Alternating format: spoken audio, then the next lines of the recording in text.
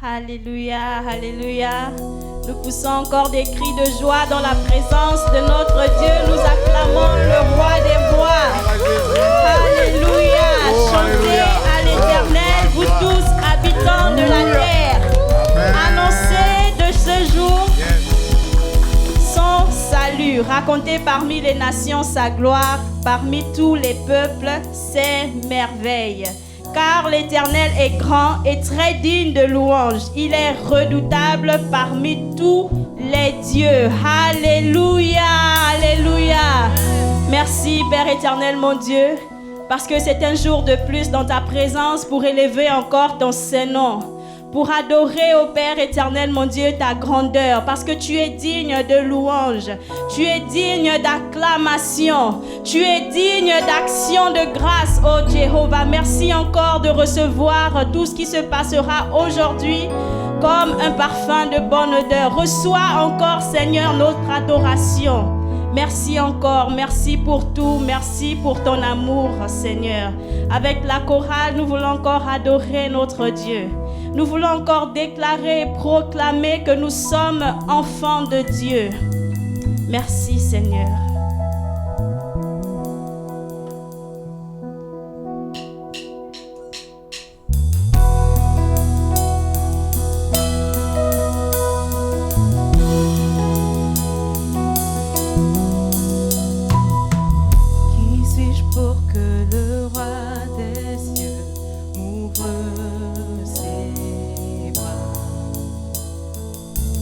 Perdu mais trouvé par sa grâce, son amour pour moi, son amour pour moi.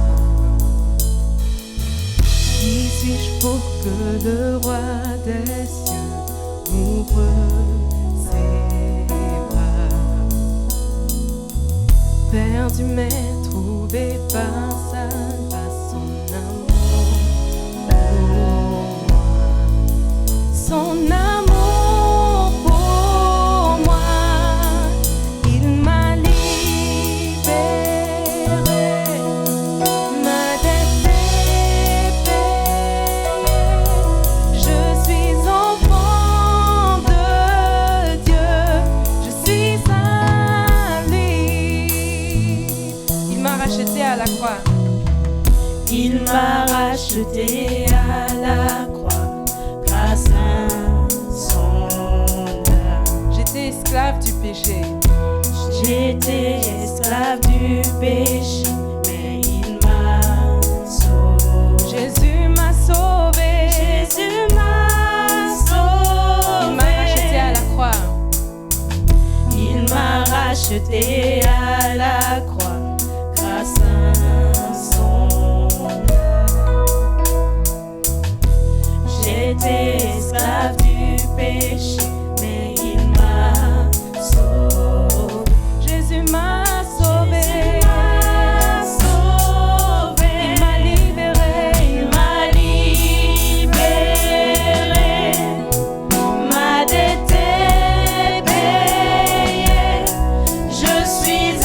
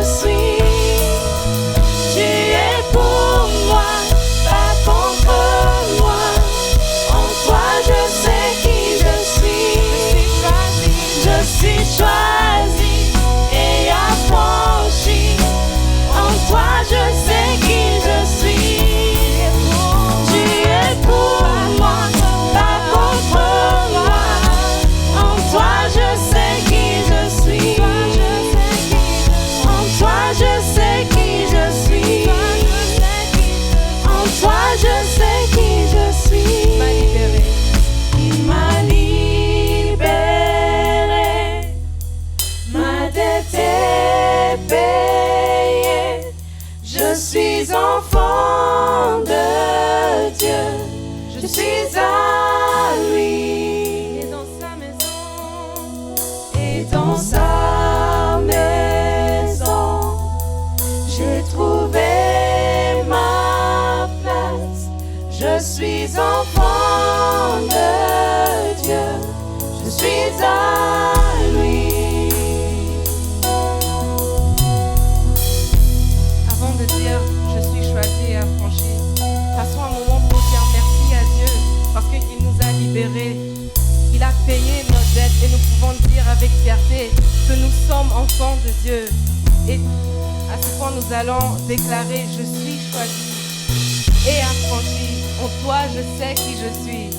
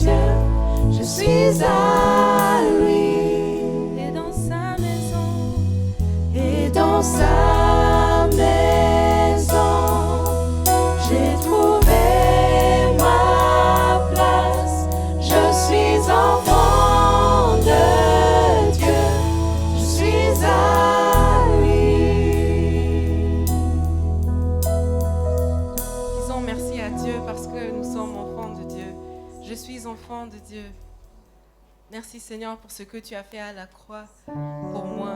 Je suis émerveillée en ta présence. Merci parce que j'ai une relation avec toi, Seigneur. Merci parce que tu m'appelles ta fille. Tu nous appelles tes enfants et nous pouvons être là dans ta présence.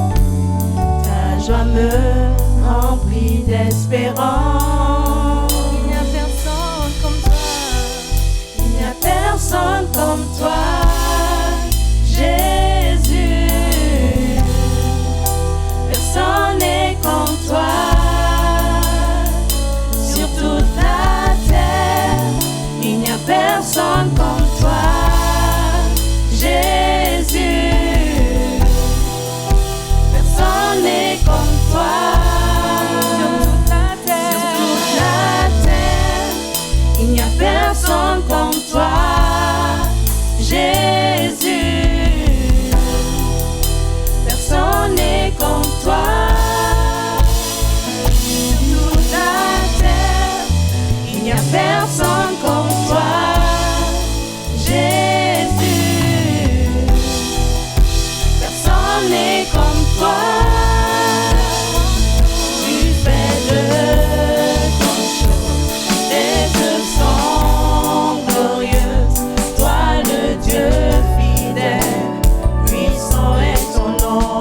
Tu fais de grandes choses. Tu fais de grandes choses, tes œuvres sont glorieuses.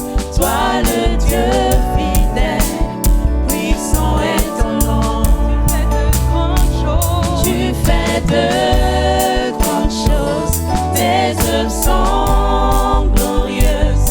Toi le Dieu fidèle, puissant est ton nom. Tu fais de grandes choses. Tu fais de grandes choses, tes œuvres sont glorieuses. Toi le Dieu fidèle, puissant est ton nom. Puissant est ton nom. Puissant est ton nom.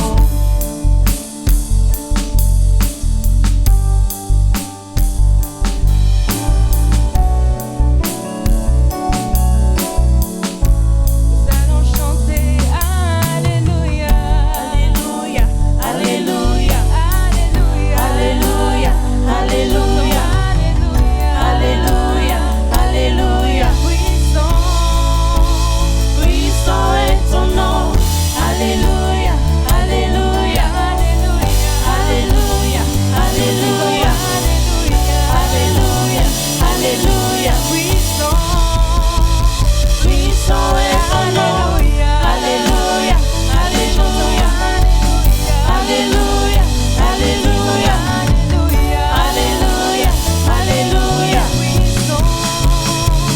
Puissant est ton nom. Puissant est ton nom. Puissant est ton nom. Puissant est ton nom. Puissant est ton nom. Puissant est ton nom. Puissant est ton nom. Glorieux est ton nom. Glorieux est ton nom.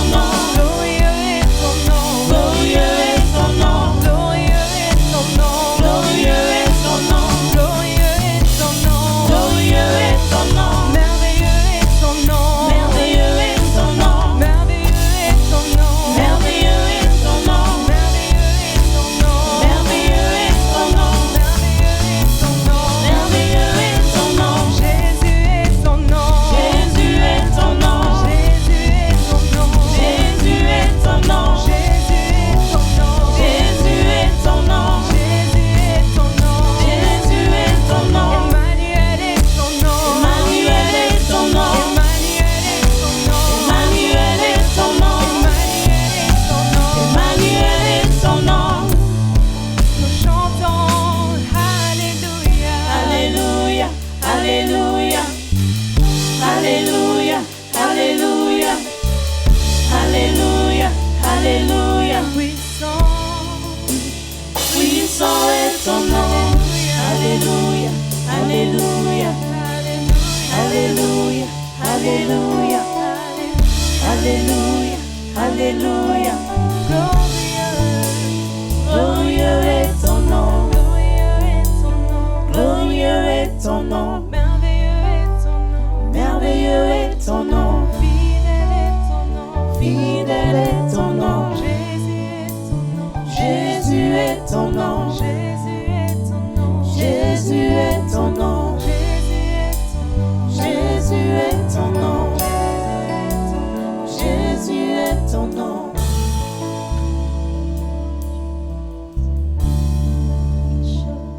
Tes œuvres sont glorieuses. Toi le Dieu fidèle, puissant est ton nom. Encore une fois, tu fais de grandes choses. Tu fais de grandes choses. Tes œuvres sont glorieuses. Toi le Dieu fidèle, puissant est ton nom. Encore une fois, tu fais de Alors que nous chantons ce refrain, tes œuvres sont j'aimerais qu'on regarde à tout ce que le Seigneur a fait dans le Dieu fidèle. Jusqu'à maintenant. Puissant est ton nom. Est-ce que tu peux déclarer la fidélité de Dieu encore ce matin? Est-ce que tu peux déclarer que le Seigneur effectivement a fait de grandes choses dans ta vie? Encore une fois, oui, il a fait de grandes choses, il a fait des merveilles. C'est pourquoi nous ne pouvons pas nous taire en disant oui Seigneur, tu es fidèle. Tes œuvres sont bien plus grandes. Ta fidélité, Seigneur, dure à toujours. Oui, tu fais de grandes choses. Tes œuvres sont glorieuses. Toi le Dieu fidèle, puissant est ton nom. Alléluia. Avec nos voix, déclarons la fidélité de Dieu encore aujourd'hui. Déclarons qu'il est puissant. En acclamant le roi des rois, nous déclarons et proclamons qu'il a effectivement fait de grandes choses dans nos vies. À mon frère, ma soeur, si tu réalises, je veux qu'avec moi tu pousses des cris d'action de grâce. Parce que le Seigneur est fidèle. Parce que Jésus qui nous a sauvés demeure le même. Il est celui qui a fait de nous les co-héritiers. Oui, nous pouvons être appelés enfants de Dieu parce que nous avons reçu Jésus. Nous qui avons point d'égard pour lui, il a décidé de perdre sa place, de venir sur terre, mourir à la croix pour nous. Oh, nous célébrons le roi des rois, celui qui est mort et ressuscité. Il n'est pas resté dans l'état, dans le tombeau, il est ressuscité. C'est pourquoi, Seigneur, nous voulons encore te proclamer, nous voulons encore crier, oui, tu fais de grandes choses, Seigneur. Tu fais de grandes choses. Mon bien-aimé, réalise ce petit refrain. Toi, le Dieu Bien-aimé, réalise ce refrain. puissant est ton Nous nom. reconnaissons la fidélité de Dieu.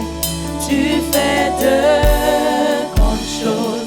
Tes œuvres sont glorieuses. Toi, le Dieu fidèle, puissant est ton nom. Tu fais de grandes choses. Tu fais de grandes choses. Tes œuvres sont glorieuses. Toi, le Dieu fidèle, puissant est ton nom. Alléluia, alléluia. Nous acclamons le roi des rois. Nous acclamons celui qui est ressuscité. Nous acclamons celui qui nous a sauvés. Alléluia, alléluia. Merci encore à la chorale. Merci à la chorale. Bonjour à vous qui nous suivez. Nous sommes l'église BICF French, qui veut dire l'église de Pékin, l'église francophone située à Pékin. Nous sommes encore ravis et reconnaissants d'être là devant vous. Nous voulons encore dire merci à nos bien-aimés de la chorale une fois de plus.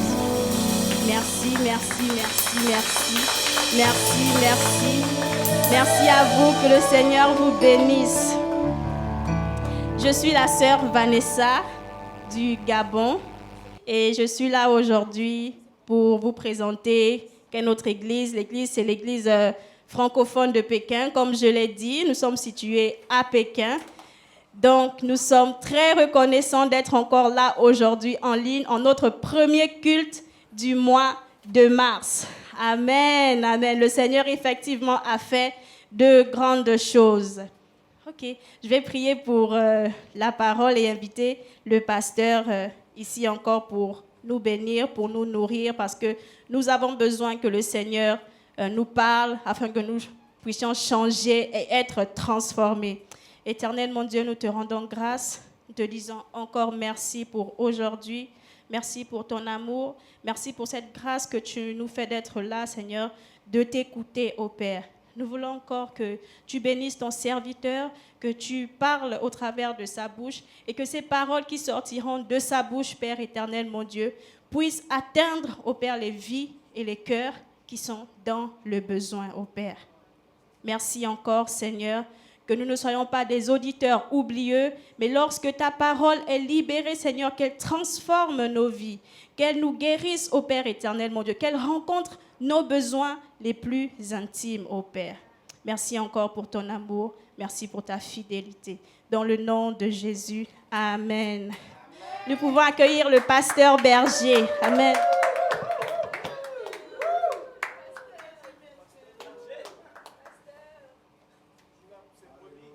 Oui, gloire au Seigneur. Gloire au Seigneur. Nous continuons à acclamer pour notre Seigneur Dieu, Jésus-Christ, le Seigneur qui règne dans le siècle des siècles. Nous disons merci à nos amis de la chorale. Merci à Vanessa et toute l'équipe de la chorale, à Berit, Emmanuel, Maman Emilienne, Caris Glad, Ogui et Vanel. Nous saluons aussi les amis qui sont dans la technique. On ne les voit pas. Nous avons derrière notre frère Eric avec notre frère Dieudonné Maosé et le frère René. Et aujourd'hui, nous avons aussi les enfants qui sont venus nous assister. Ce sont les assistants spéciaux de notre frère Eric. Ce sont ces deux enfants. Les premiers, nous avons l'aîné, Johan Enemé et Priscille Enemé. Et nous avons aussi la mère des nations qui est là, bien sûr, à notre service. Et vous nous suivez ici, l'église francophone de Pékin, les BICF French. BICF, c'est en anglais, ça signifie Beijing International Christian Fellowship. Ça, c'est la communauté à laquelle l'église francophone de Pékin appartient. Cette communauté a plus de 10 églises basées toutes à Pékin, 14 églises de différentes langues, l'anglais, le français comme notre, en particulier cette église, et puis le chinois, mandarin. Nous avons l'église africaine, nous avons l'église, disons, russe, espagnole, et puis coréenne, et puis philippine, et japonaise, indonésienne. Donc nous avons toutes sortes d'églises, l'église bien sûr en anglais aussi. Et donc nous avons nos cultes chaque dimanche, 10h30, comme vous nous suivez aujourd'hui à 12h30. Donc nous vous encourageons parce qu'après ces cultes que vous suivez en direct, il sera placé sur notre chaîne et vous pouvez aller directement sur YouTube et vous allez suivre non seulement ces cultes, mais aussi les anciens cultes que vous aurez peut-être pas suivis. Comme celui d'aujourd'hui, nous parlons de double mandat de l'évangile. Nous, c'est votre serviteur Jess Diop Ngangombo de la République démocratique du Congo, pasteur et berger de l'église francophone de Pékin. Pendant cette année 2021, nous sommes autour du thème évangélisation et discipolat. Et depuis quelques dimanches, nous avons commencé déjà depuis février de parler de l'ordre suprême, de l'évangélisation des disciples. Et maintenant, nous parlons de double mandat de l'évangile. Le double mandat de l'évangile. Nous avons déjà dit le dimanche dernier qu'il s'agit du mandat évangélique et du mandat social. Le mandat social qui est aussi dit autrement mandat culturel.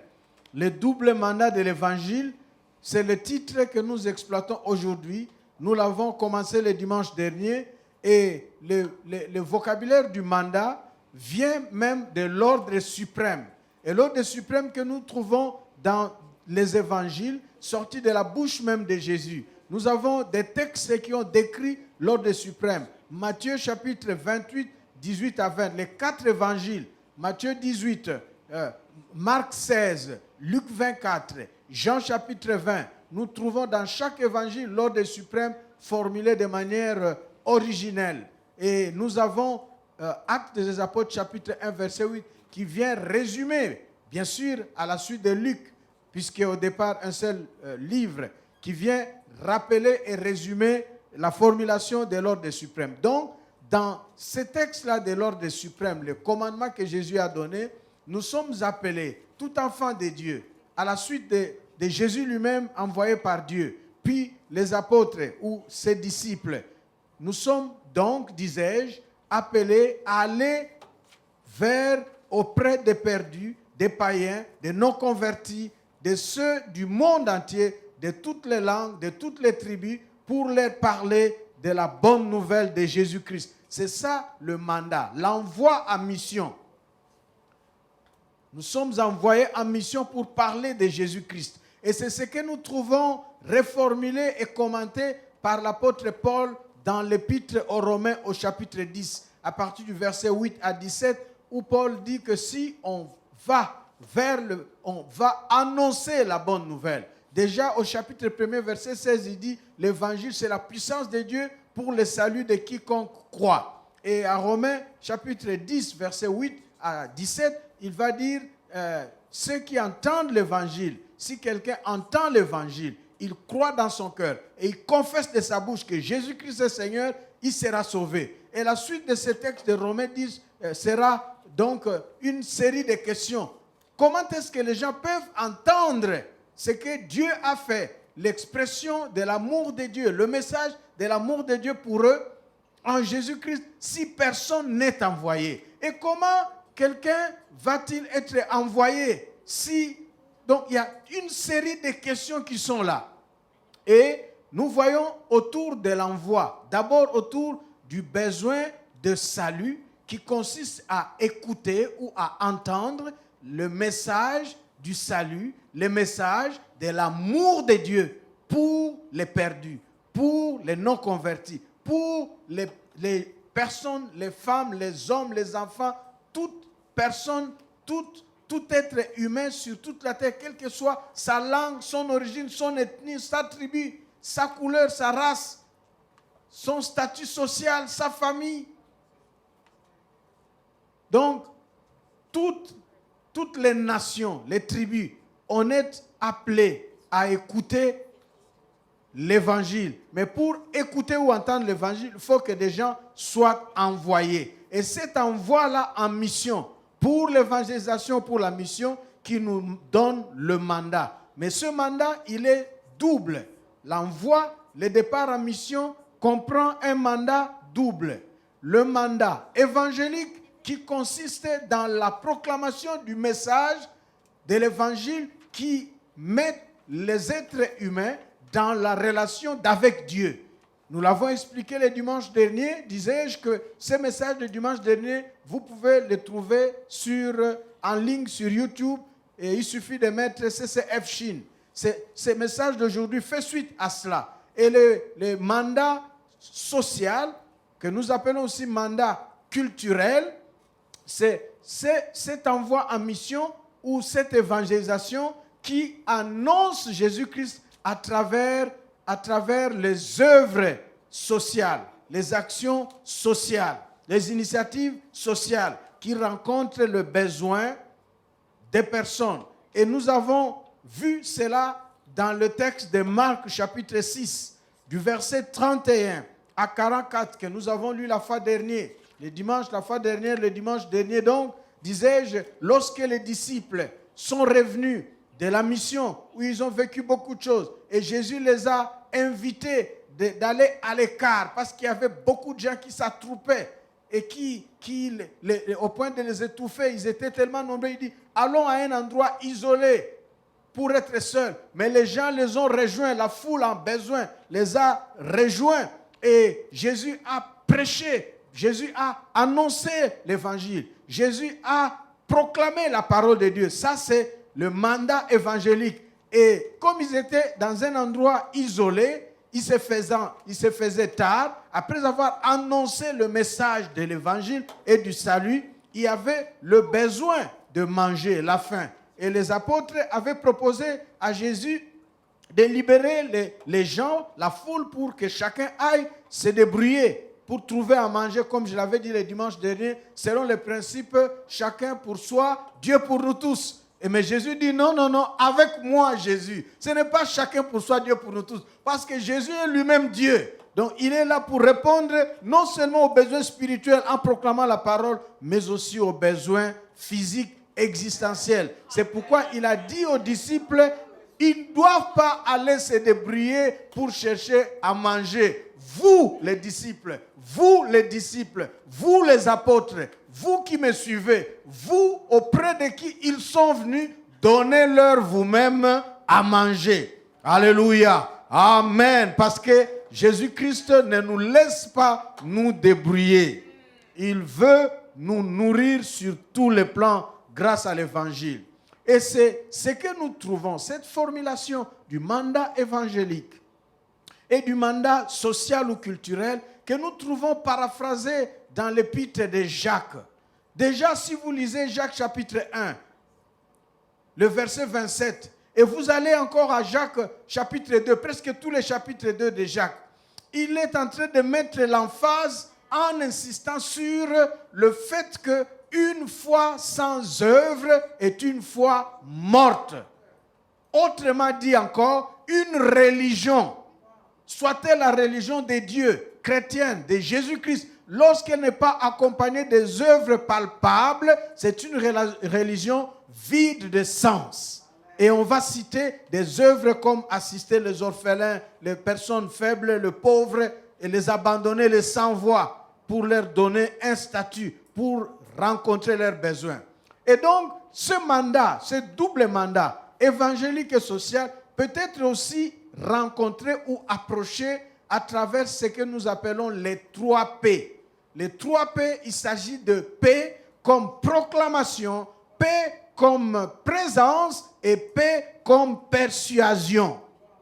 Et donc, le P comme proclamation consiste dans le fait d'annoncer la bonne nouvelle de Dieu, de proclamer aux gens qui ne connaissent pas le Seigneur, de dire à une personne qui n'aime pas, qui n'a pas encore donné sa vie à Jésus-Christ, lui dire que Dieu t'aime.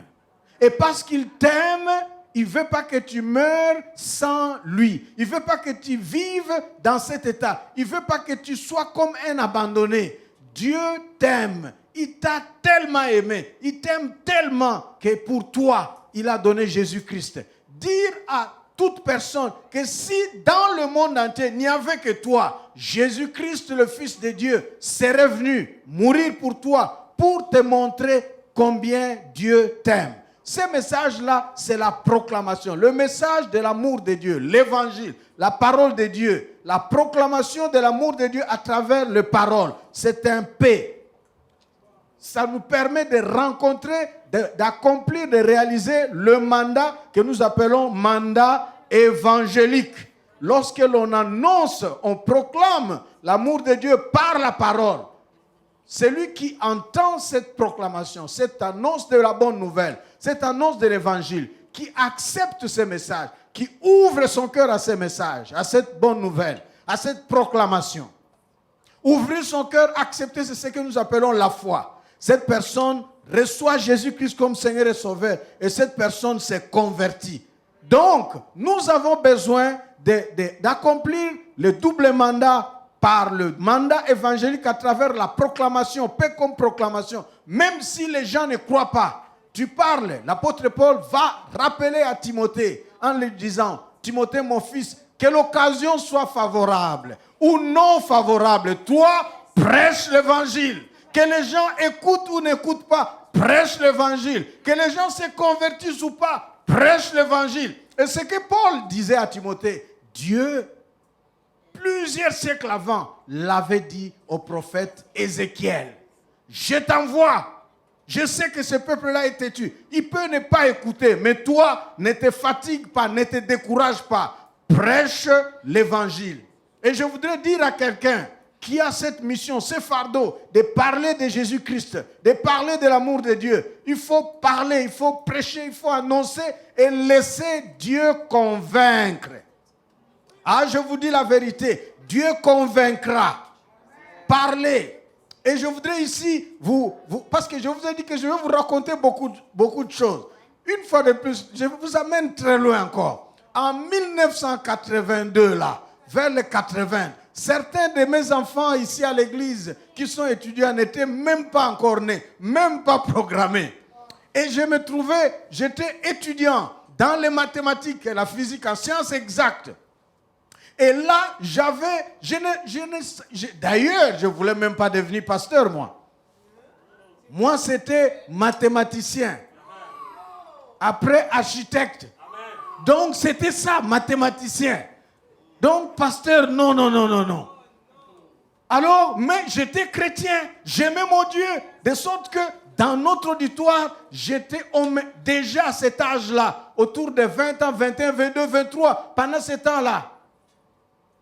On m'appelait déjà aumônier. Mais je ne veux pas trop m'étendre. Je veux vous dire qu'à ce moment-là, prenons 1982, 83. Et on m'appelle aumônier. On se moque de moi. On m'a surnommé, par exemple, isolant.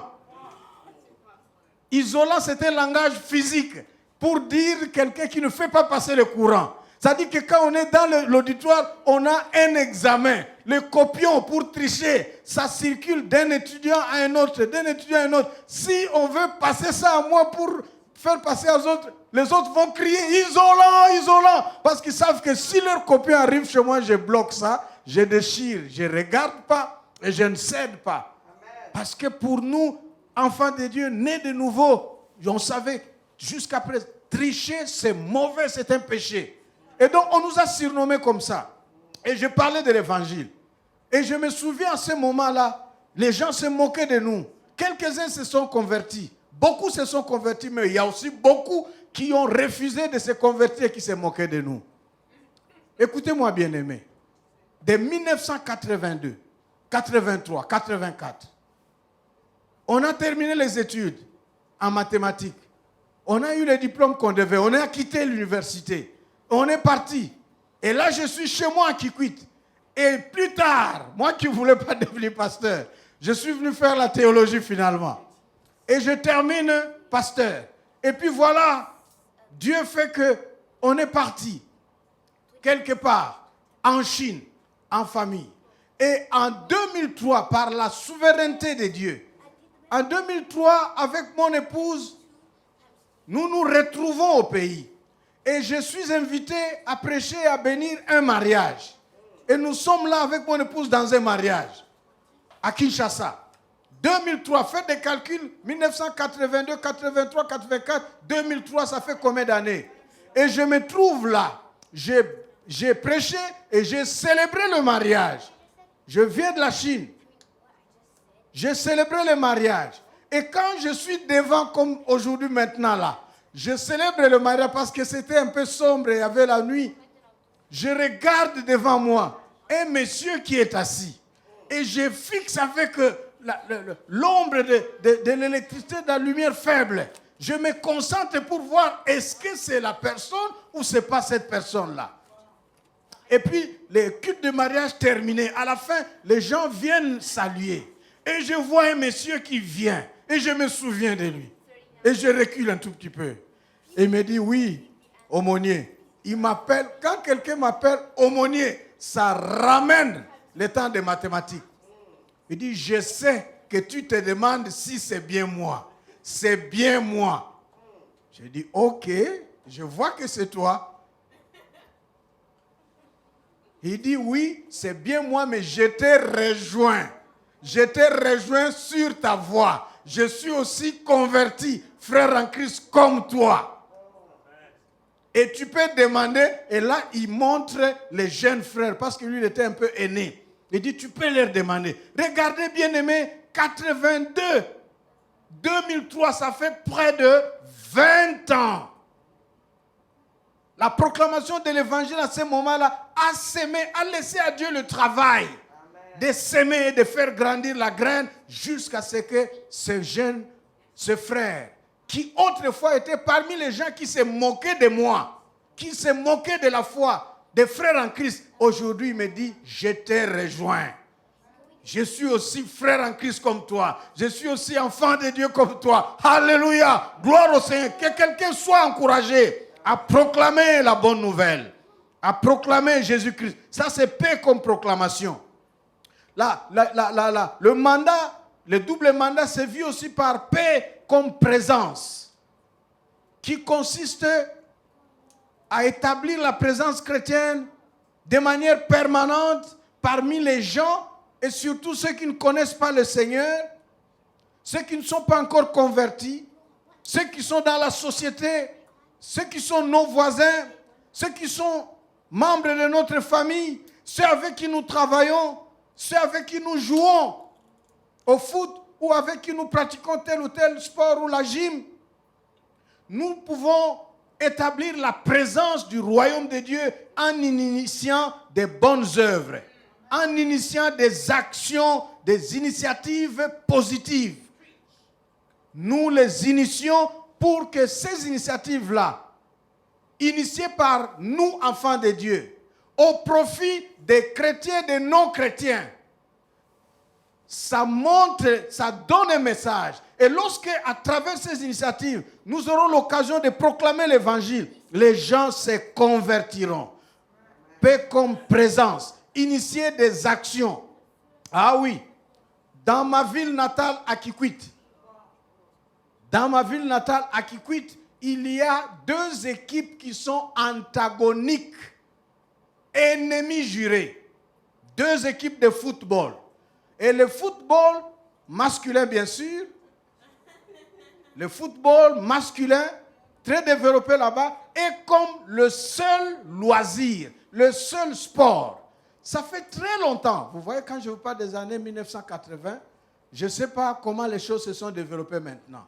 Mais ces deux équipes-là, ennemies, quand ils jouaient, il y avait le fétiche, il y avait la magie, mais il y avait aussi les bagarres au point que même non seulement les footballeurs qui se battent, mais les fans, les supporters se battent même dans les quartiers. Et c'était des ennemis, les gens devenaient ennemis même en famille. Parce que tel supporte telle équipe, l'autre supporte l'autre équipe. Et bien aimé, laissez-moi vous dire, ici en Chine, avec mon épouse, nous avons eu le fardeau d'évangéliser et de corriger cette donnée-là d'un sport qui doit, au lieu de devenir fair play, loisir, distraire les gens, ça devient objet d'animosité, de rivalité. Nous avons acheté des ballons, les ballons professionnels. Ici en Chine, c'est rien du tout. Mais là, dans les villages, dans les cités, en Afrique, c'est prestigieux. Nous avons acheté des ballons. Nous avons acheté quelques tenues avec des trucs pour gonfler. Nous appelons ça pompe. On a acheté ces choses-là. Et nous avons envoyé. J'ai fait des missions. Je suis allé avec. Et qu'est-ce que nous avons fait? On a invité ces deux équipes avec leur comité, avec leur collège, entraîneurs et consorts. Et on a présenté l'évangile. On a prêché. On a parlé de Jésus-Christ. On leur a dit, ces ballons, ces équipements de foot, ça vient d'un fils de Kikwit.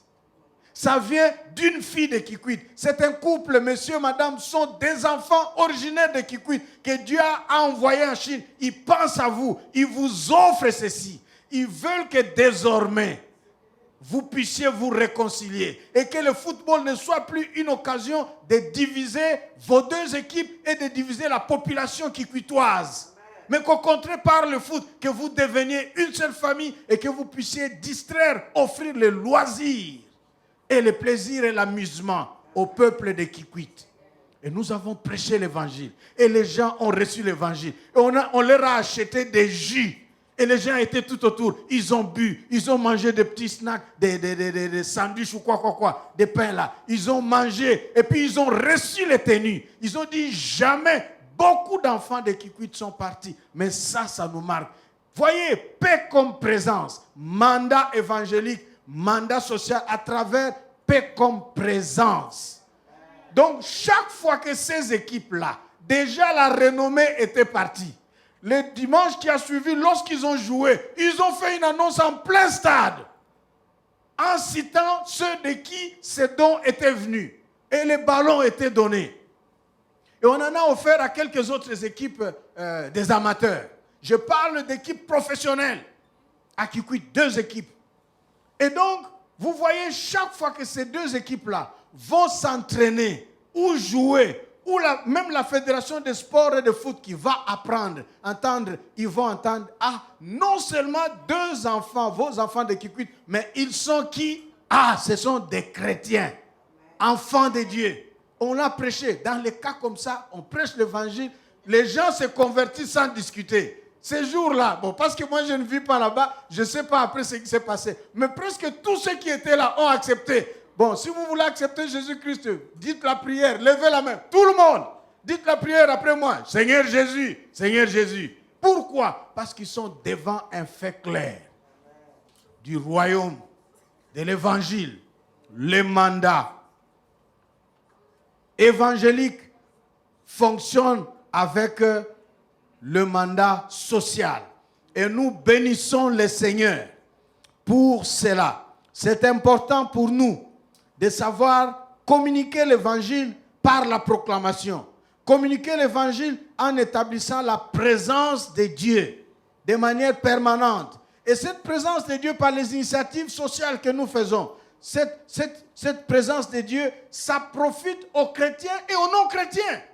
Et Dieu s'en sert pour solliciter les cœurs et les préparer au salut, pour les toucher par son amour et les amener à la conversion. Alléluia. Il y a aussi le mandat, double mandat de l'évangile, mandat évangélique et mandat social ou mandat culturel à travers le paix comme persuasion. C'est la proclamation de l'évangile avec un suivi. On proclame, on insiste, on persuade pour convaincre par tous les moyens appropriés, tous les moyens bons, tous les moyens efficaces. Parce que ce n'est pas seulement les moyens mauvais, il y a aussi des bons moyens dont Dieu se sert pour toucher les cœurs. Et avec cela, les prières qui s'accompagnent avec des signes, des miracles, des prodiges, permettent que le travail qui se fait de la proclamation de l'évangile, comme double mandat, mandat évangélique, mandat social ou culturel, à travers le paix comme proclamation, paix comme présence, paix comme persuasion, cela permet à notre Dieu de toucher les cœurs. Bien-aimés, laissez-moi vous dire ici, alors que je continue, qu'il n'y a pas de salut selon la Bible, selon l'évangile de Jésus-Christ, selon la parole de Dieu, tel que Jésus lui-même l'a vécu, tel que les apôtres l'ont vécu après lui, jusqu'à l'église primitive en passant par le champion, l'apôtre Paul.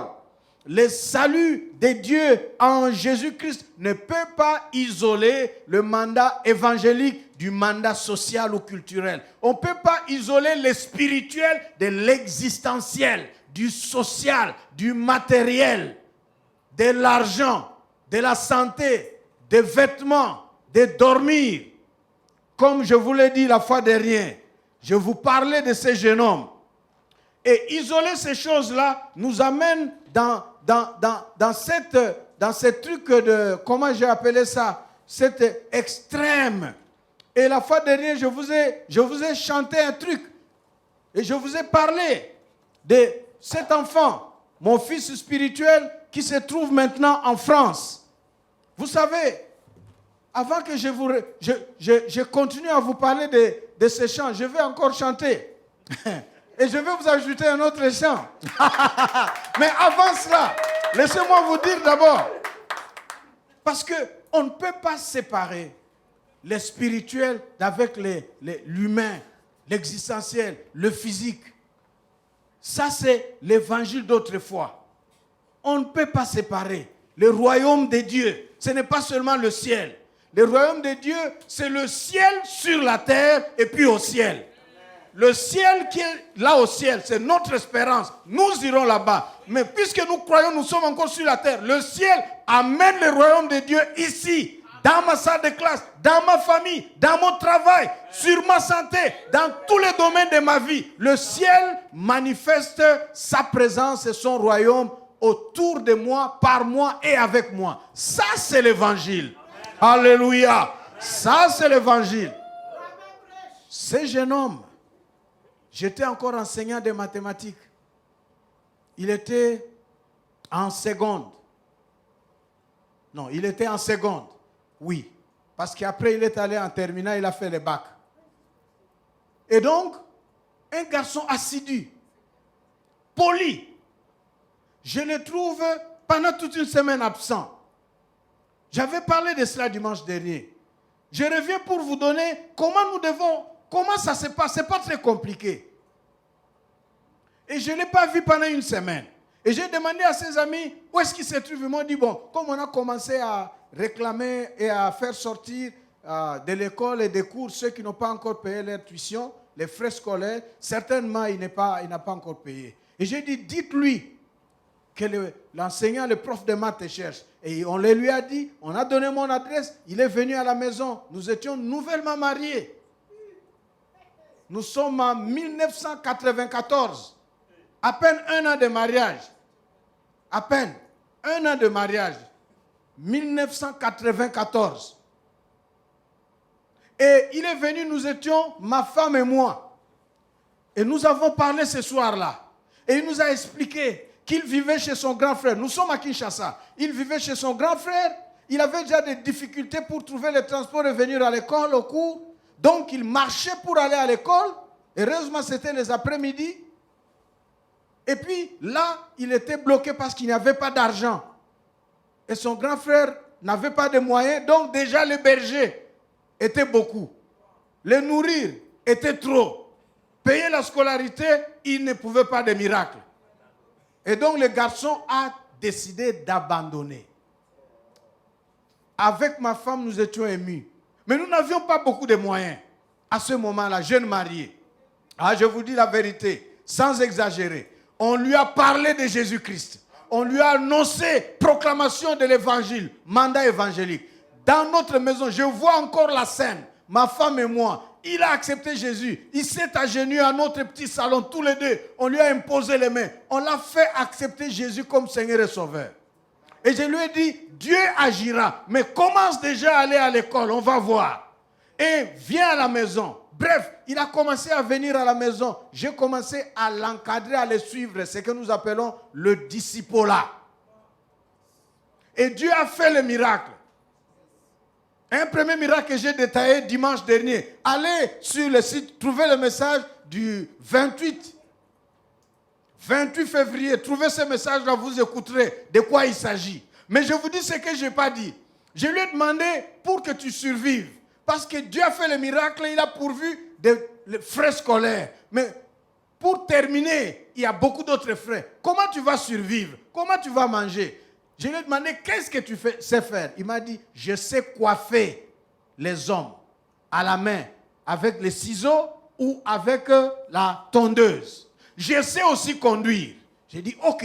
Et je lui ai dit, maintenant là, quand tu vas coiffer, je veux que tu fasses un petit tableau. Tu écris coiffeur, homme. Et quand tu coiffes, tu charges. Ne mets pas les prix comme les salons de coiffure. Mets des prix là, juste forfaitaire. Comme ça, les gens viendront à toi. Mais ils verront que tu coiffes très bien. Et ça te fait beaucoup d'argent, très rapidement, en peu de temps, pour beaucoup de clients, parce que tu es bon au marché. En même temps, cherche qu'est-ce que tu peux faire. Et on l'a aidé à avoir un permis. Et comment il a fait? Il coiffait les gens les avant-midi, parce que ses cours, c'était à 12h30 jusqu'à 17h. Et moi, j'étais étudiant en théologie. J'étudiais et j'enseignais. C'était des extramoroses. Comme ça, extramoroses. Pour vivre. Et donc, on lui a dit ça. Et il a commencé à coiffer, il trouvait l'argent. Et puis, il a trouvé une femme, une famille qui avait une voiture, mais qui avait besoin de quelqu'un pour prendre la voiture, les déposer au travail et déposer les enfants à l'école.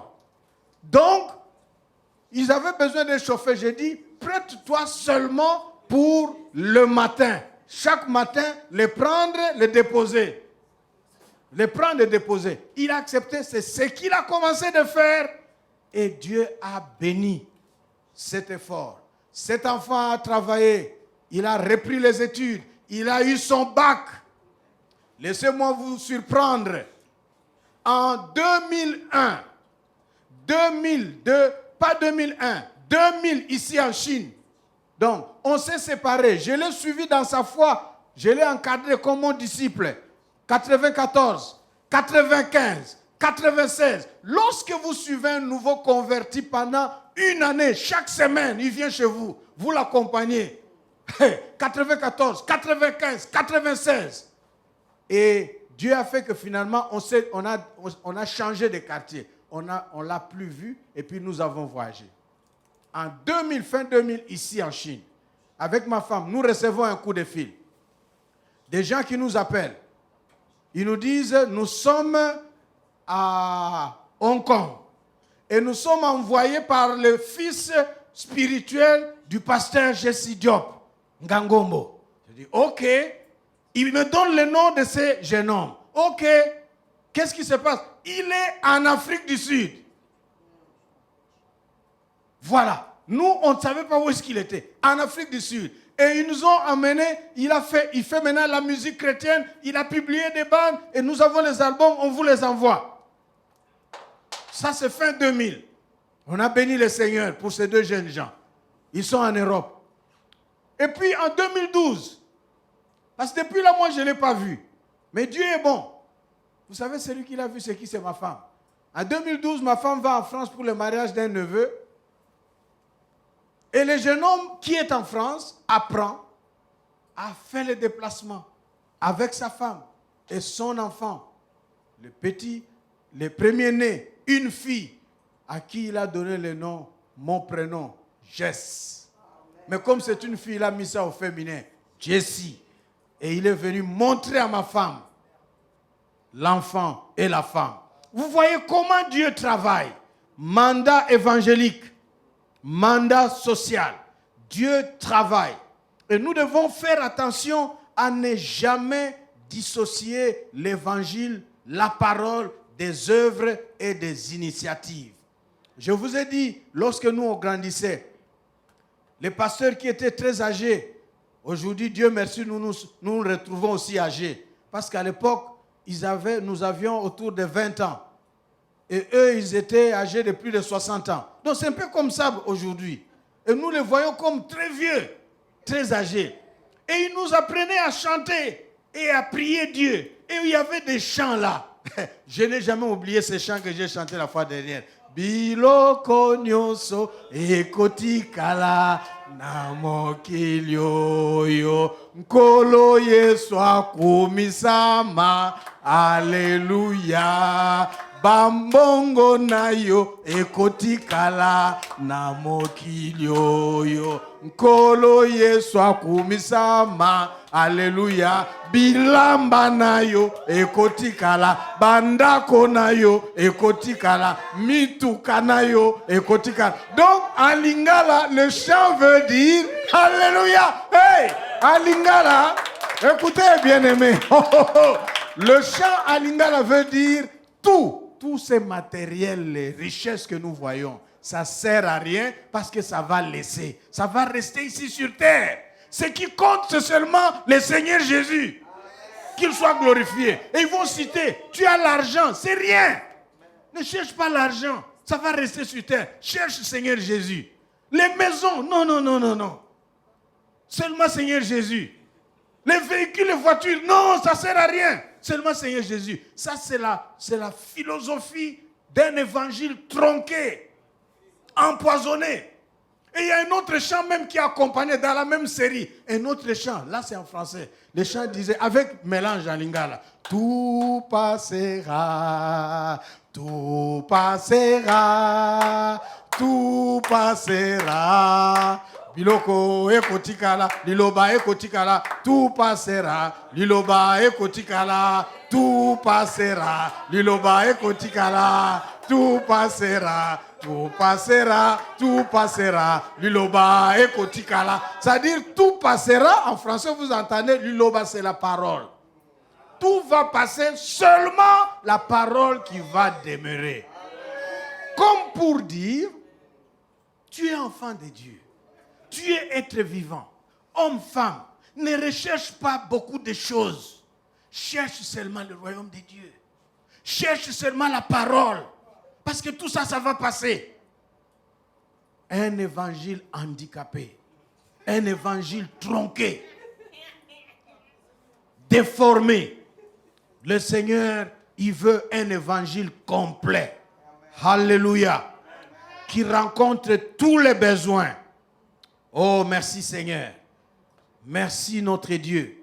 Bien-aimés dans le Seigneur, l'évangile de Jésus-Christ consiste dans la parole, dans la proclamation. Mais l'évangile de Jésus-Christ consiste aussi dans les œuvres riches, les actions, les initiatives qui rencontrent et répondent aux besoins. Ça, c'est le double mandat. Le double mandat de l'évangile et l'évangile doit toujours avoir un double mandat. Le mandat évangélique, le mandat social ou culturel.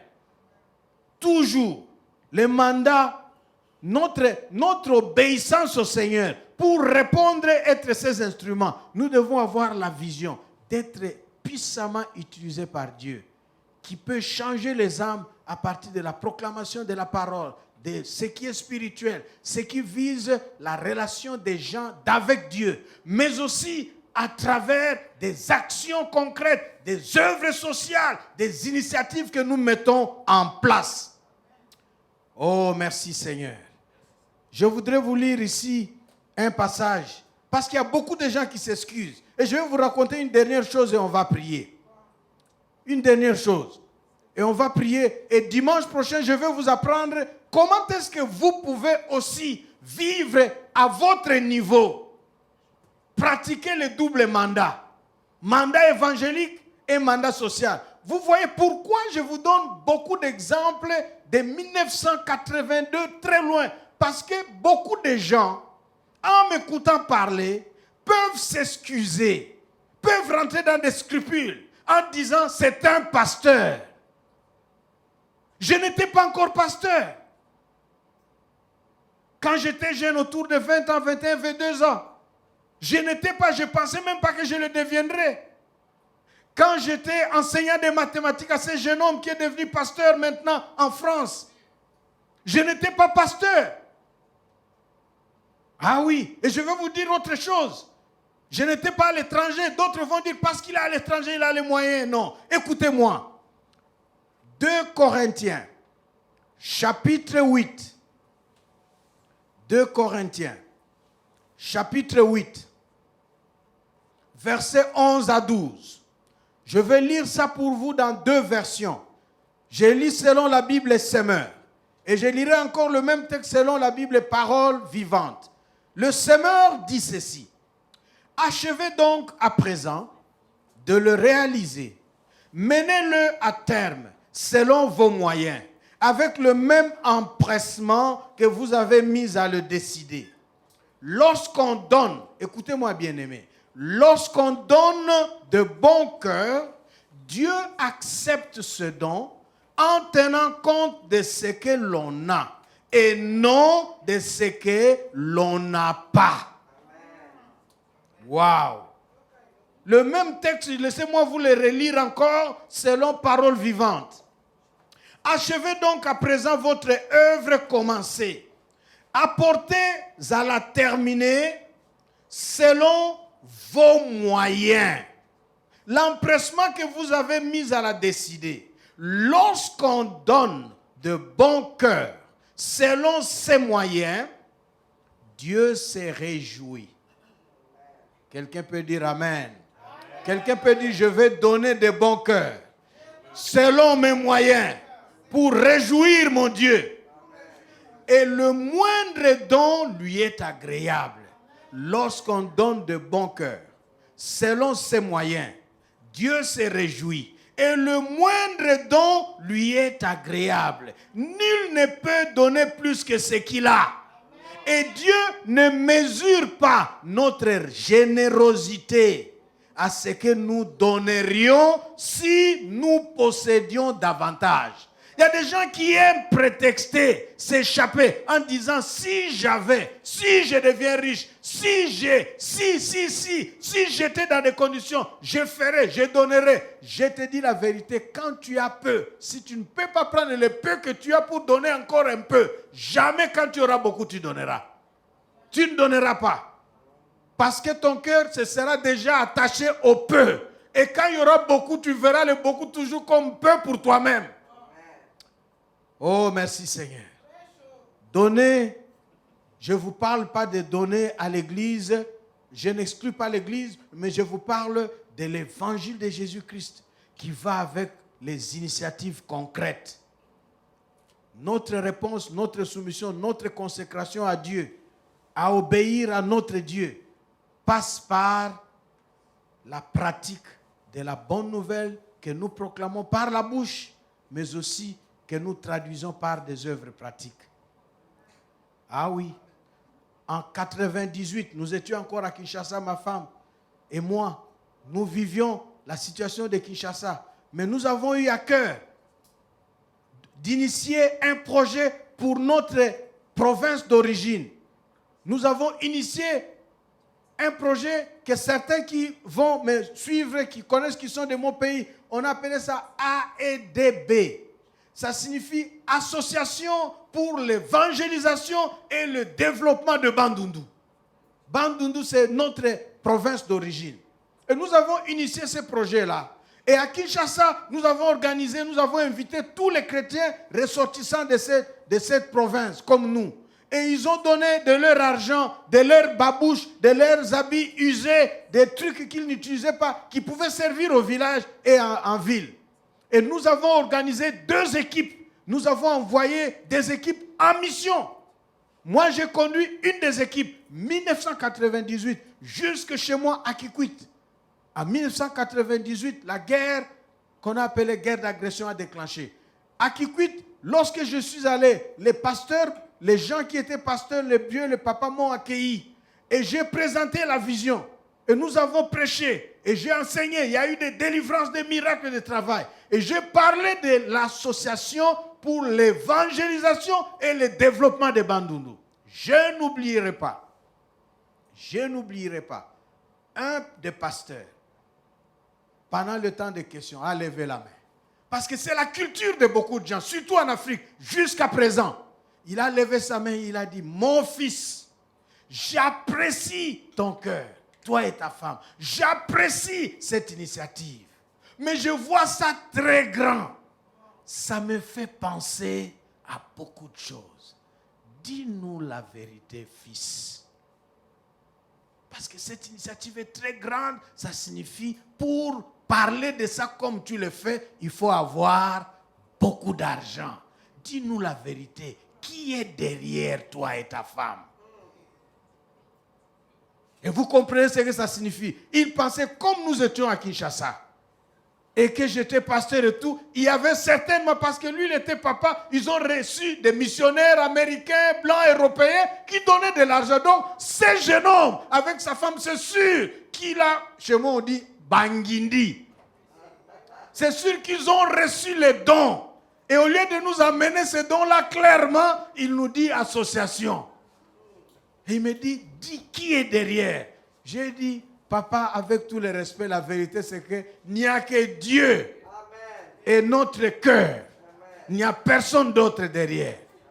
Amen. Alléluia. Amen. Donc, ce n'est pas parce qu'en Chine que nous vous donnons cet évangile. La bonne volonté. Dieu veut voir ce que tu as. Et je vais vous donner des conseils pratiques la fois prochaine, comment vous pouvez initier. Nous voulons prier. Dimanche prochain, nous continuerons.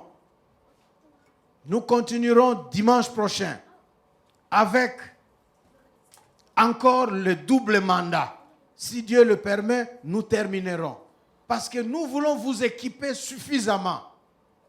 Comment est-ce qu'en vivant ici en Chine, vous pouvez initier des choses? Le temps me manque de vous parler de récemment en 2020, pendant la quarantaine, pendant le confinement, en pleine crise. Ah, je me souviens de ma femme. Elle viendra tout de suite là vous accompagner en prière.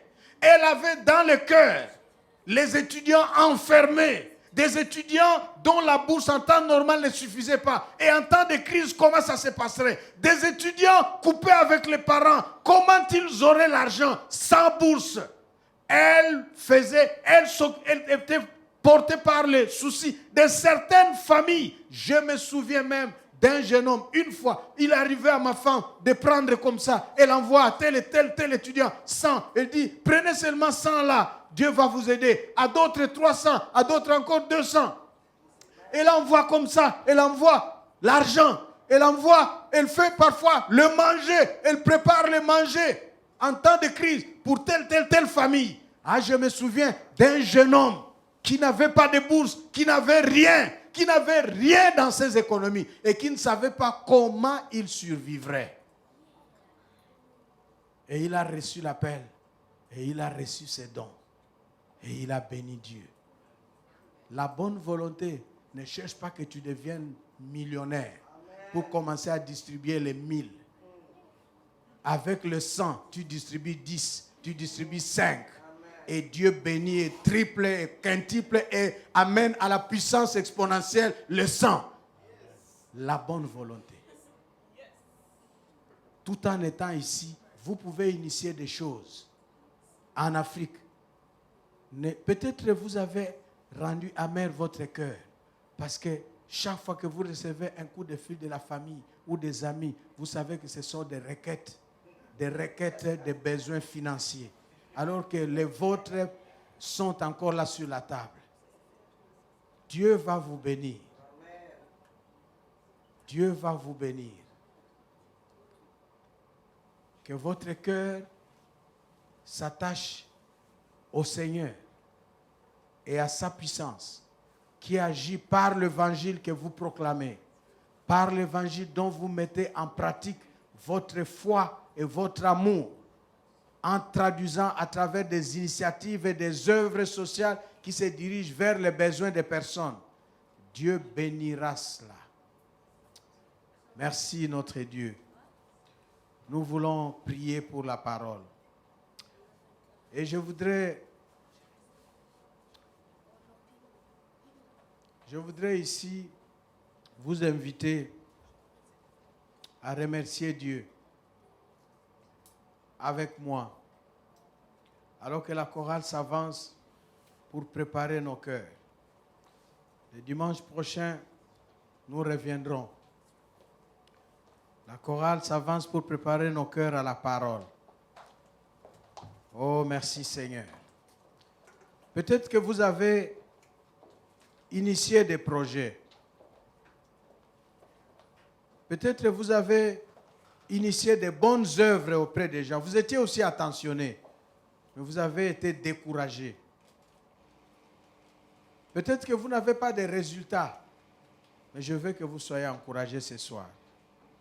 Laissez-moi vous dire que nous ne vous mettons pas sur la voie de pratiquer des bonnes œuvres de charité comme font les gens. Nous sommes dans le contexte de l'évangile. Il faut que ce que vous faites soit accompagné de l'évangile, d'un témoignage de votre foi. Que les gens sachent que vous êtes enfants de Dieu. C'est pour cela que vous êtes attentionnés à leurs besoins. C'est pour cela que vous faites ces gestes et vous leur parlez et vous adressez une prière. Et Dieu touchera ce que vous aurez fait. Il touchera le cœur. Il bénira les cœurs. Quelqu'un veut-il ouvrir son cœur? Quelqu'un veut-il quitter des scrupules? Quelqu'un veut-il recevoir la joie d'initier, de vivre un évangile non seulement évangélique, spirituel, mais aussi social, pratique, existentiel? Préparons nos cœurs à ce moment de prière avec les amis de la chorale. Ma femme viendra nous accompagner à quelques minutes de prière. Merci Seigneur.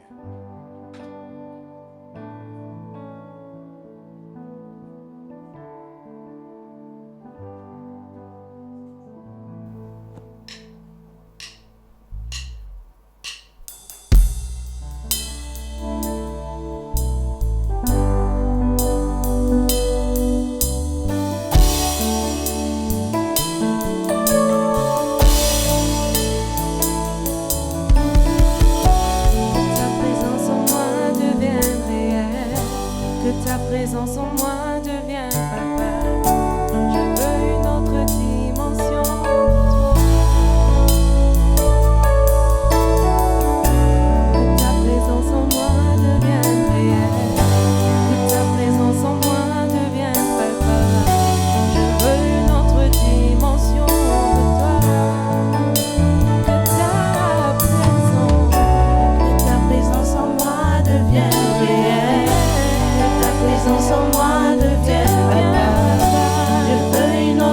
dimension de toi. Ta présence en moi devienne réelle. Que ta présence en moi devienne papa. Je veux une autre dimension de toi. La dimension de toucher. Dimension du toucher. Dimension de Dimension de gloire. La dimension de Dimension de puissance. Je la veux une autre dimension. Dimension du toucher. Dimension de Dimension de gloire. dimension de puissance. Dimension de puissance. Je la veux une autre dimension. Dimension du toucher. Dimension de Dimension de gloire. dimension de Dimension de puissance. Nous allons dire ensemble, c'est ma saison. C'est ma saison. C'est ma saison. C'est ma saison. C'est ma saison. C'est ma saison. Du toucher. Proclamons ensemble, c'est ma saison. C'est ma saison. C'est ma saison. C'est ma saison. C'est ma saison. de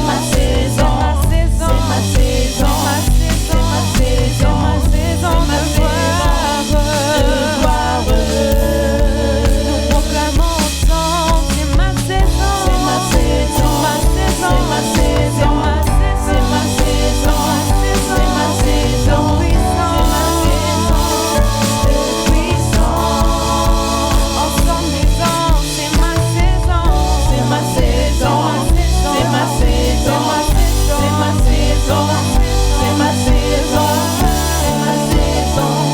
De gloire. Soupirons.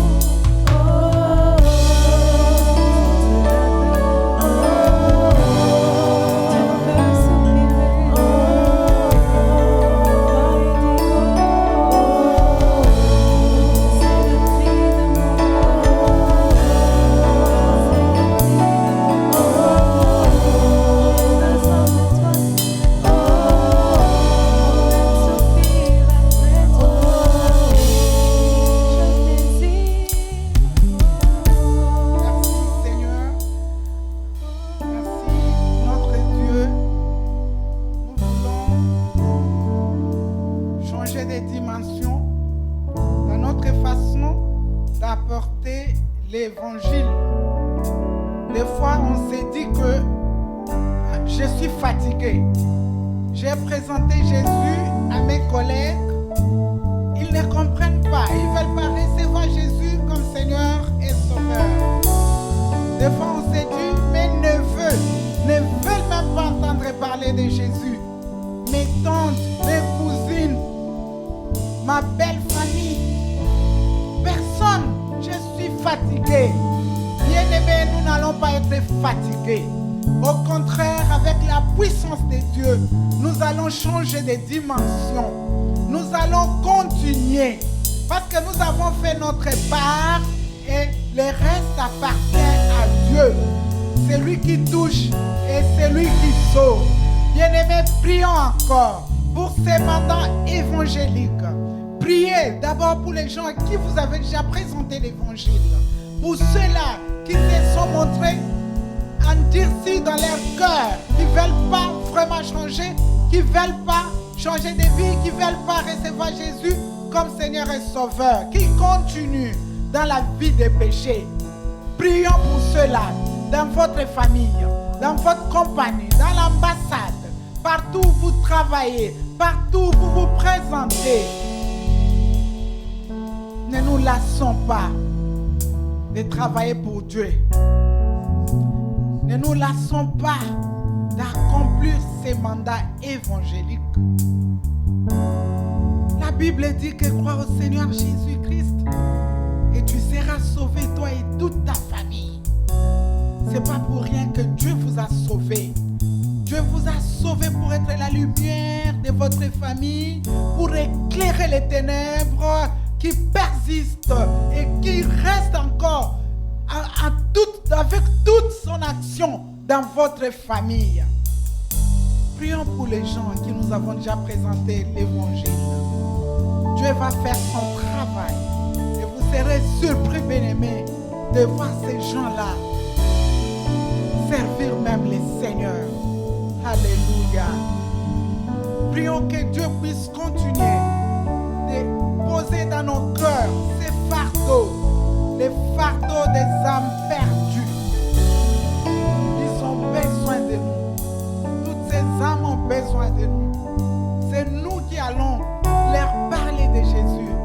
Alléluia. Nous sommes peut-être fatigués à cause des anciennes expériences qui n'ont peut-être pas marché selon vous, selon votre conception. La Bible dit que quand on sème avec douleur, on moissonne avec joie. Parce qu'au ciel, si une âme s'est convertie, il y a une grande fête. Alléluia. Et cette compassion des âmes perdues, demandons ces fardeaux dans nos familles, dans notre environnement, que nous puissions avoir ces fardeaux pour empêcher à toutes ces personnes d'aller en affaires. Le ciel est ouvert pour eux parce que Dieu les aime. Alléluia. Continuons de prier avec ce thème, les mandats sociaux. Il y a un verset que Dieu m'a mis en tête qui accompagne ces moments de prière. C'est dans la parole de Dieu dans la Bible, dans les livres de Jacques, chapitre 1, verset 27. Je vais lire.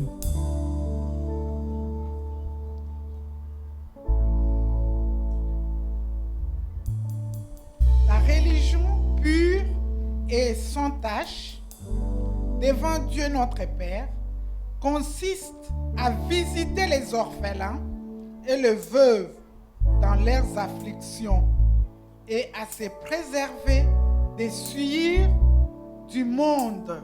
Donc il y a 3 étapes pour la religion la plus pure et sans tache.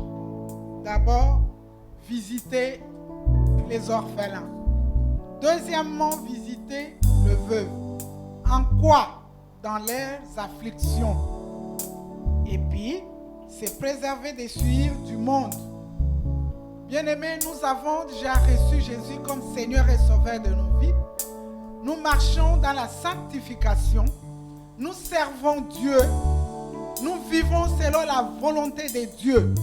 Nous prions, nous transmettons la puissance de Dieu à travers sa parole aux hommes qu'il a tant aimés. Nous prions pour les malades. Nous opérons même les miracles par la puissance du Saint-Esprit qui nous utilise de travailler, d'exercer puissamment notre ministère. C'est une très bonne chose. Nous nous sommes séparés des souillures de ce monde. Nous suivons désormais Jésus-Christ. Mais la Bible nous demande encore de faire plus, d'aller au-delà, de changer de dimension. Nous devons visiter les orphelins. Visiter les orphelins ne veut pas seulement dire que je vais me déplacer physiquement pour aller voir où ils se trouvent, où la veuve se trouve. Nous pouvons visiter les orphelins et les veuves dans leurs afflictions, parce que ce sont des personnes qui souffrent aussi. Nous pouvons les visiter par nos biens, par notre argent, avec tout ce que nous avons, la nourriture, l'eau, ainsi de suite. Que Dieu nous donne ce cœur-là de compassion, le cœur qui a pitié des autres. Comment est-ce que je peux être voisine d'une personne qui ne mange pas du matin au soir et moi je mange, je suis à l'aise? Comment est-ce que je peux me mettre en tête qu'il y a un étudiant ou une étudiante qui souffre et moi je suis à l'aise? Oui, pendant les confinements, Dieu m'avait mis à cœur de faire du bien aux étudiants. C'est vrai qu'il n'y a pas beaucoup, mais les peu qu'il y avait, je faisais les dons. Et j'écrivais, mon fils, ma fille, avec amour, achetez ne fût-ce que de l'eau. Un étudiant était en train de bouillir de l'eau de calcaire là. Et quand il a vu son message, ces messages, dans sa cuisine, et il a commencé à bénir Dieu. Il a versé carrément l'eau qui était dans la marmite et il a acheté un paquet d'eau. Demandez à Dieu de vous toucher, de toucher votre cœur. Demandez à Dieu d'être avec vous pour que vous puissiez détecter une souffrance, une difficulté quelque part. Faites cela, bien-aimé, votre vie. Prions le Seigneur. Prions le Seigneur. Demandons ce cœur-là, le cœur qui a pitié, qui a compassion des autres personnes qui souffrent. C'est vrai, vous pouvez prier pour quelqu'un, vous pouvez le délivrer. Mais s'il a faim et qu'une autre religion venait avec un repas, je pense qu'il peut oublier. Ce n'est pas la condition pour qu'une personne soit sauvée, mais ça peut aussi aider à être sauvé. Ça peut encourager, ça peut édifier, ça peut fortifier, ça peut faire du bien. Prions que Dieu nous donne ce cœur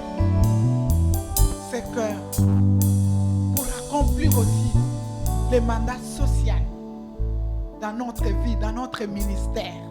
Alléluia. Notre Dieu est puissant, il est merveilleux.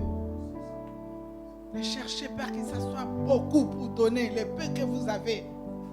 Faites un geste de foi, un geste d'amour. Ça va soulager quelqu'un. Alléluia, le Seigneur est bon, le Seigneur est merveilleux. Éternel Dieu Tout-Puissant, nous te bénissons. C'est dimanche. Nous te bénissons pour cette merveilleuse journée. Nous te bénissons pour ta grâce, Seigneur, qui nous accompagne tous les jours, Seigneur. Merci pour les saluts, ton salut, Seigneur. Merci parce que tu nous as visités. Tu nous as délivrés de la mort. Tu nous as délivrés des péchés, Seigneur. Tu nous as délivrés de ce monde. Tu nous as délivrés des liens familiaux qui nous détenaient captifs de la vie démoniaque et de la vie pécheresse. Seigneur, merci. Parce que dans ton amour, tu as envoyé Jésus-Christ qui est mort sur la croix pour nous. Je me souviens quand Jésus s'est rendu compte qu'il devait faire face devant une si grande douleur. Il a dit, Seigneur, ô Père, si cette coupe pouvait s'éloigner de moi. Malgré ça, il est allé jusqu'au bout. Il a porté sa croix. Il a laissé sa vie sur la croix pour vous et moi. Nous étions des pécheurs. Il est mort à notre place. Jésus a laissé sa vie sur la croix pour nous sauver. Il nous demande de faire le même avec nos prochains. Seigneur, merci parce que tu es avec nous. Merci parce que tu vas nous donner, Seigneur, cette force. Tu vas nous oindre pour exercer ce ministère du salut, pour proclamer ta parole, Seigneur. Merci. Alléluia. Merci, Seigneur. Parce que tu ne nous as jamais abandonnés. Tu n'as jamais abandonné ton peuple. C'est toi qui as dit, donnez-leur vous-même à manger. Seigneur, merci parce que tu vas aussi nous bénir. Tu vas bénir ton peuple, ta fille, ton fils qui a pris la résolution de faire comme toi, de donner aux autres. Alléluia. Afin qu'il leur soit donné aussi. Merci, Seigneur. Ainsi, l'évangile ne sera pas un simple slogan, mais ça sera la vie. Parce que ça touche l'âme, le corps, ça touche l'esprit. Merci pour ces mandats complets. Merci pour ces fardeaux. Au nom puissant de Jésus-Christ, qui est notre Seigneur et Sauveur, nous avons ainsi prié et nous disons Amen. Amen, amen, amen. Waouh. Amen, amen. Nous acclamons encore le Seigneur. Nous acclamons encore parce qu'il nous a donné encore un message. Il a parlé à nos cœurs aujourd'hui. Amen. Gloire à Dieu. Un double mandat évangélique. Gloire à Dieu. Gloire à Dieu, gloire à Dieu. Nous voulons encore aujourd'hui donner quelques annonces. Ce sont les mêmes que le dimanche passé. Nos cultes se feront toujours en ligne. Donc, le prochain culte du 14 mars sera toujours à la même heure et en ligne sur YouTube, Facebook. Vous aurez les liens. Et n'oublions pas de communiquer, de partager les liens à nos proches, nos familles, nos amis. Amen. Je vais prier pour les offrandes. Éternel Dieu, nous te bénissons encore, nous te rendons grâce parce que c'est toi, ô Père, qui nous donne ce que nous avons. Seigneur, tout nous vient de toi. C'est pourquoi je viens encore bénir, Seigneur, les cœurs et les mains qui ont pourvu aujourd'hui, Père. Que tu les bénisses encore davantage afin qu'ils pensent toujours, ô Père éternel, mon Dieu, à bénir ton œuvre. Seigneur, pour ces personnes qui ne peuvent pas le faire aujourd'hui, pour diverses raisons, je prie, ô Père éternel, mon Dieu, que toi qui connais leur cœur, les bénisses, ô Père éternel, mon Dieu. Je bénis et sanctifie, Seigneur, ces offrandes dans le nom de Jésus, Seigneur. Que les personnes qui sont en charge de ces offrandes, Seigneur, que tu leur accordes la sagesse de pouvoir bien les gérer dans le nom de Jésus. Amen. Avec la chorale, nous célébrons et dansons pour notre Dieu. Amen.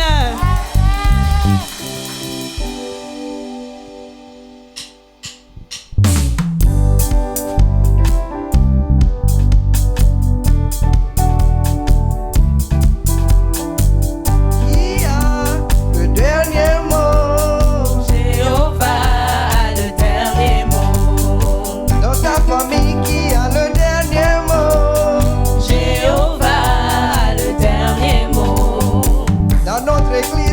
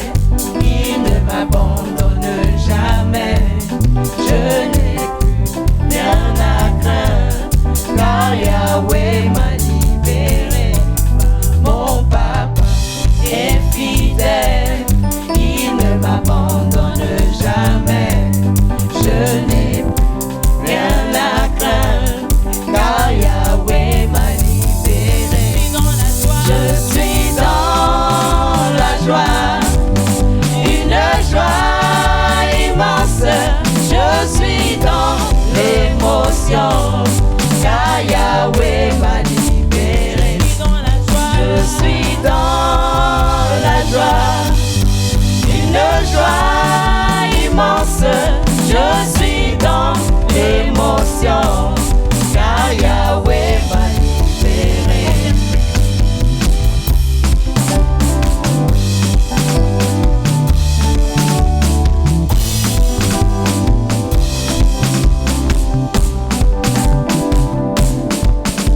Je suis dans la joie. Je suis dans la joie. Une joie immense. Je suis dans l'émotion, car Yahweh m'a libéré. Je suis dans la joie. Une joie immense. Je suis dans l'émotion, car Yahweh m'a libéré. Alléluia. Bon dimanche et bonne semaine à tous dans la joie du Seigneur.